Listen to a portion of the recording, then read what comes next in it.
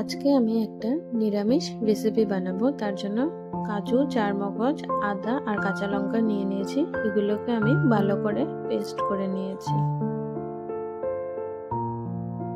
ফুলকপি, আলু আর মটরকে আমি আগের থেকে অল্প সিদ্ধ করে নিয়েছি, বেশি না, হাফ সিদ্ধ করলেই হয়ে যাবে।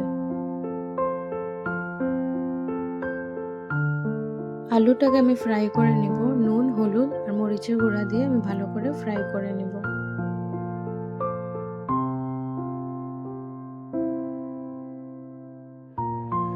আলু ফ্রাই হওয়ার পরে আমি ফুলকপিটাকেও ফ্রাই করব। আমি পুরো ফ্রাই করব না, জাস্ট অল্প ফ্রাই করে নেব।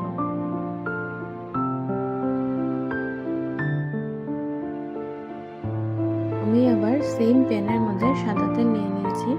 এখন গরম মশলা ফোড়ন দিব আর অল্প জিরা ফোড়ন দিব।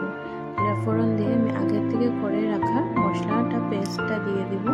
দিয়ে নুন, হলুদ আর অল্প মরিচের গুঁড়া দিয়ে ভালো করে আমি মশলাটাকে কষিয়ে নেব।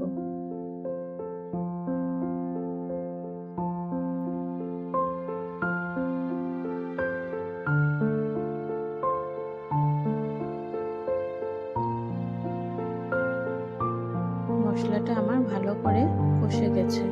দেখুন, যখন তেলটা ছেড়ে দেবে বুঝবেন যে মশলাটা আমাদের হয়ে গেছে।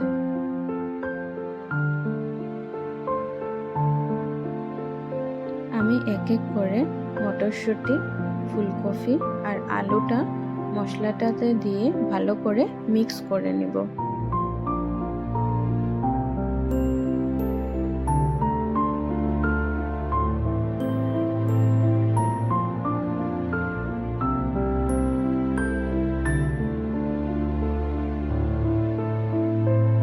এখন আমি এটাকে মাইক্রোওয়েভে দেব। তার জন্য আমি একটা মাইক্রোওয়েভ বাউলের মধ্যে ট্রান্সফার করে নিচ্ছি মিক্সচারটা।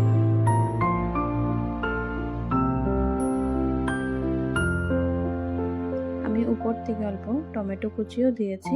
টমেটো কুচিটা যখন মাইক্রোওয়েভ করবেন তখনই দিতে লাগবে। অল্প কিশমিশও দিয়েছি। আর যদি কারোর মাইক্রোওয়েভ যদি না থাকে তো গ্যাসেও এই জিনিসটা লো ফ্লেমে আপনারা 20 মিনিটসের জন্য কুক করতে পারবেন।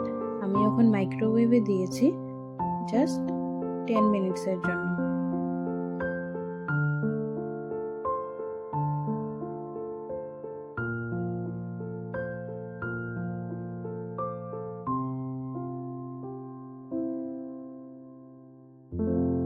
আজকে আমাদের ফুলকপির রোস্ট রেসিপি রেডি হয়ে গেছে।